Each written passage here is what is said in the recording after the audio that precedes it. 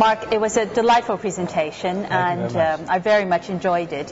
Can I ask you just to highlight the kind of investment opportunities that you're most excited about in the emerging markets? Well, first of all, frontier markets are very exciting because we're going back to where we were in 1988, so to speak, when we started in emerging markets. In those days, you know, they were frontier markets. Now we're starting a new page and going into countries in Africa, countries in Eastern Europe. Many countries in Asia are frontier markets like Sri Lanka, Vietnam, and of course even in Latin America. So the frontier markets, I would say, are the most exciting now. There's a lot of risk one often hears, especially in relation to China. Perhaps a bubble might be building. What's your take on that? Well, it's true. In a country like that, it's so huge, there's so many things happening, there'll be pockets of bubbles, so to speak, where there's too much investment, too much oversupply. And that's true in the property market in China, in some cities, particularly on the coast. But if you go into the interior, the price increases have not been as great, and therefore the price corrections downward have not been as great. The bottom line is that the demand for space, for living space, is there and will continue to be there for many years to come. Because if you look at the level of housing and people in China generally, it's not very good. It has to be upgraded. So I think that the chances of this property bubble, so to speak, bursting is not very high, because people will be hanging on to those units, even though they're empty, for a number of years, in the hope and probably the reality that these prices will come up in the future. You must remember also that the savings rate in China is very high and leveraging is relatively low. Part of the comparison that you made between emerging markets and developed economies was on stock market valuations. Lots of really interesting indicators. How much of this is emerging market strength and fundamentals, and how much of it is developed economy weakness? Well, first of all, you've got this tremendous gap in GDP growth.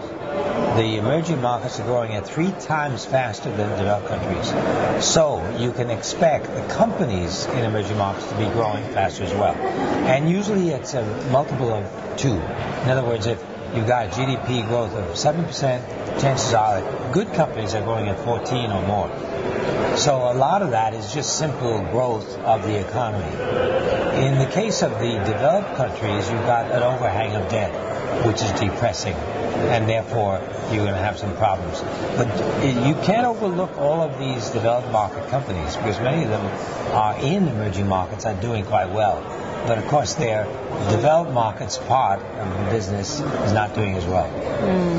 On that point, we had a really, I thought, interesting debate on the panel about what's happening to Greece in the Euro debt crisis.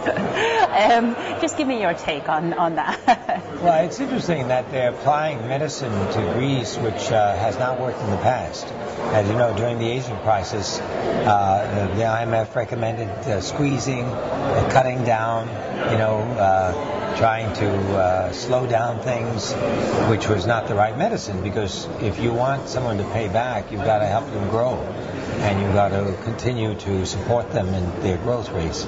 Not to say that reform is not needed, because one of the reasons why Greece has not been doing as well as it should be doing is because ossified bureaucracy and corruption and so forth, which you have everywhere in the world, but it's particularly the problem in Greece and some other countries.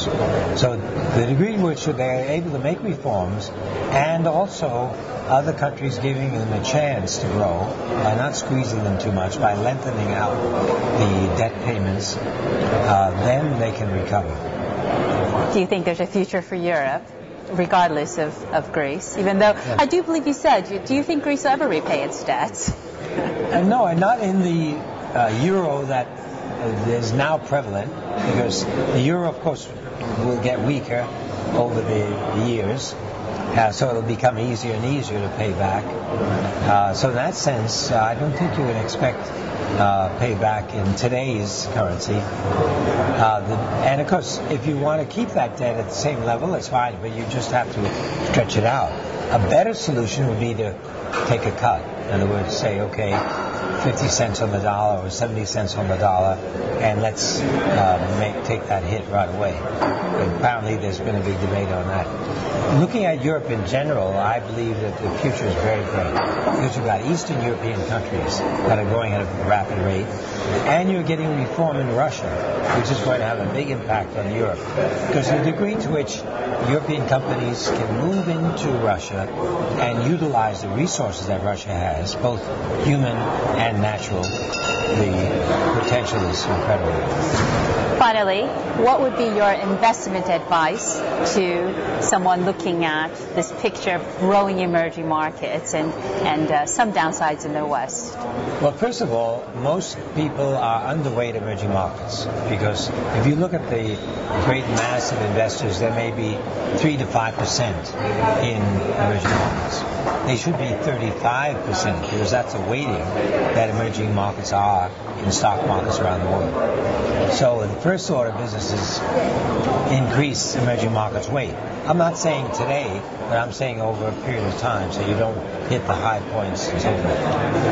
The second thing you've got to do for most people is they're not even diversified globally. Needless to say, emerging markets. So first order of business is make sure you don't put all your eggs in your own country, but put those eggs around the world so you get the opportunity to find the best markets. Thank you very much, and it was a pleasure.